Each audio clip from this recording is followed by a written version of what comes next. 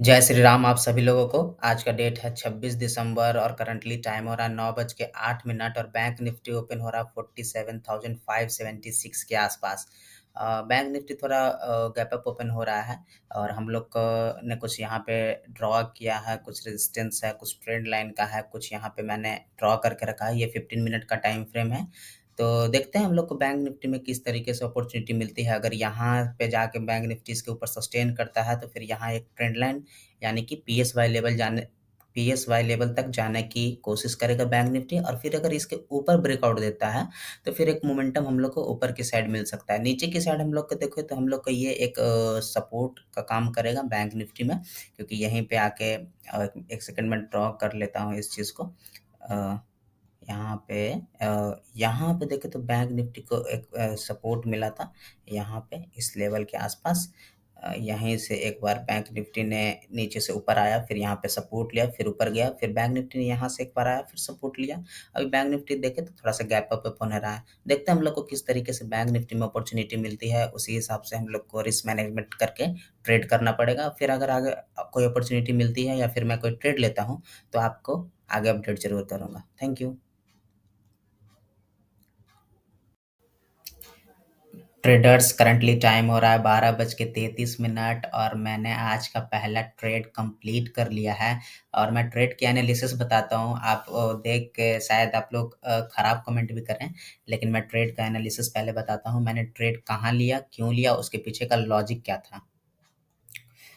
सो traders, मैंने trade लिया है 12:01 पे। 12:01 वाली कैंडल अगर देखें तो एक सेकंड में बताता हूँ कौन सी है ये। 11:55, 12 हाँ, 1 मिनट में इसको जूम करता हूँ थोड़ा सा। 12:01 वाली कैंडल ये है। यहाँ पे मैंने ट्रेड क्यों लिया इस कैंडल में, इस कैंडल का जैसे ही इसने हाई ब्रेकआउट किया मैंने इस कैंडल पे ट्रेड ले लिया 12:01 पे। इसके पीछे का रीजन ये है कि बैंक निफ्टी ने आज यहाँ गैप अप थोड़ा ओपन दिया, नीचे आया, नीचे आके सपोर्ट लिया, फिर बैंक निफ्टी धीरे-धीरे करके ऊपर गया। यहाँ तक मेरा कुछ व्यू नहीं बना, ठीक है? अब बैंक निफ्टी यहाँ ऊपर जाने के बाद देखें तो अपने पिछले स्विंग लो को रिस्पेक्ट कर रहा था। पिछले स्विंग लो को रिस्पेक्ट करते हुए बैंक निफ्टी धीरे-धीरे ऊपर की साइड जा रहा था। और इन लोगों ने यहाँ पे देखे तो यहाँ पे जिन लोगों ने शॉर्ट किया होगा, यहाँ पे जिन लोगों ने शॉर्ट किया होगा, उन लोगों के एसएल इसके ऊपर लगे होंगे, ठीक है? बैंक निफ्टी धीरे-धीरे साइलेंटली ऊपर-ऊपर जाते रहा और नीचे से एक अगर पैटर्न देखें तो हम लोग बुलियन फ्लैग पैटर्न बन रहा था। यहाँ से बैंक निफ्टी ऊपर गया, ठीक है? ऊपर से यहाँ पे फिर आया और धीरे-धीरे एक फ्लैग पैटर्न बना रहा था। मैंने यहाँ पे जैसे ही इसके हाई को ब्रेक किया, मैंने एक ट्रेड एग्ज़ीक्यूट कर दिया। जैसे ही इसका हाई ब्रेक हुआ मैंने एक ट्रेड एग्जीक्यूट कर दिया। ट्रेड के एग्जीक्यूट करने के बाद मैं ये देखता रहा। यहाँ तक आने के बाद मेरा एक लॉट में लगभग 40-50 पॉइंट का लॉस भी दिख रहा था। 50 पॉइंट, 40-45 पॉइंट का लॉस यहाँ पे दिखने लगा था। लेकिन फिर भी मैं वेट करता रहा कि अगर बैंक निफ्टी इस स्विंग लो को तोड़ देगा, मेरा एसएल ये था इस वाले कैंडल पे, 11:20 वाले कैंडल पे। इस स्विंग लो को अगर बैंक निफ्टी नीचे तोड़ देगा तो मैं अपना एसएल दे दूंगा, ठीक है? यहाँ पे बैंक निफ्टी ने धीरे-धीरे करके अपने इस स्विंग लो को भी बैंक निफ्टी रिस्पेक्ट किया और एक बड़ी-सी एक मोमेंटम दी। ऑलमोस्ट यहाँ तक जाने के बाद मैंने यहाँ पे ऑलमोस्ट 60 पॉइंट का मुझे प्रॉफ़िट दिख रहा था।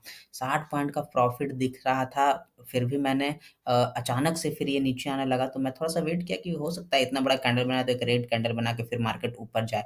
लेकिन इतना नीचे आ गया कि मैं जहाँ पे बाइंग किया था वहीं पे आने आने लगा बैंक निफ्टी। तो मैंने पहले यहाँ पे 40 पॉइंट का लॉस देगा, फिर यहाँ पे 60 पॉइंट का प्रॉफ़िट देगा। अब मैं लॉस नहीं यहाँ पे दे सकता, चाहे मुझे कुछ मिले या ना मिले, मैं कॉस्ट टू कॉस्ट यहाँ पे निकल गया। 1 मिनट में लगाता हूँ ऑप्शन का चार्ट। यहाँ पे देखेंगे तो देखिए 12:01 वाली 12 बजे वाली कैंडल ये है, मैंने इस कैंडल पे ट्रेड लिया, ठीक है? इस कैंडल पे ट्रेड लेने के बाद यहाँ से फिर बैंक निफ्टी मैंने बाइंग किया है 345 के आसपास। 345 के आसपास बाइंग करने के बाद बैंक निफ्टी यहाँ पे 297 तक आया। 297 के आने के बाद फिर मैंने यहाँ तक वेट किया, फिर यहाँ पे बैंक निफ्टी ने 425 का एक हाई लगाया। लेकिन फिर मैं यहाँ वेट किया कि अगर ठीक है, इतना मुझे एक्सपेक्ट नहीं था कि बैंक निफ्टी इतना तुरंत नीचे आ जाएगा। मैं सोचा कि ठीक है, अगर 425 आया है तो अगर 30-40 पॉइंट नीचे भी आता है और फिर बैंक निफ्टी ऊपर जाता है तो मैं बुक कर लूँगा।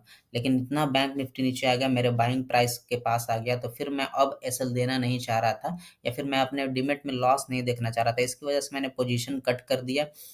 मैंने 357 पे पोजीशन कट कर दिया और मैं बस वही आज का बस वही जो ब्रोकरेज है, बस कॉस्ट टू कॉस्ट में निकल के यही कॉस्ट टू कॉस्ट में निकल गया और यही आज का मेरा ट्रेड एनालिसिस था। तो कभी-कभी प्रॉफ़िट आप थोड़ा बड़ा करने के लिए छोड़ना पड़ता है। मैंने यहाँ पे वेट किया, फिर मैं कॉस्ट टू कॉस्ट निकल गया। कभी-कभी प्रॉफ़िट बड़ा करने के लिए कुछ-कुछ थोड़ा लॉस देखना पड़ता है। अब ज़्यादा नीचे आ जाए तो ठीक है, आज हो गया। डेली ऐसा तो होता नहीं है, कभी-कभी नीचे आता है, फिर और बैंक निफ्टी ऊपर जाता है। ठीक है, आज हम लोग को नहीं मिल पाया, लेकिन सबसे बड़ी चीज़ ये है थी कि हम लोग की एनालिसिस सही थी। एनालिसिस ने हमने जो किया था वो सही था। मुझे एनालिसिस पे ध्यान देना है। मुझे एनालिसिस अगर मेरे पास एक्यूरेट एनालिसिस रहेगी और मुझे वो एनालिसिस पे विश्वास होगा तो मैं अगर आज प्रॉफ़िट छूट गया, हो सकता है आज बैंक निफ्टी इतना नीचे आया, कल को ना आए, यहाँ पे एक छोटा-सा रेड कैंडल बना और ऊपर मोमेंटम दे।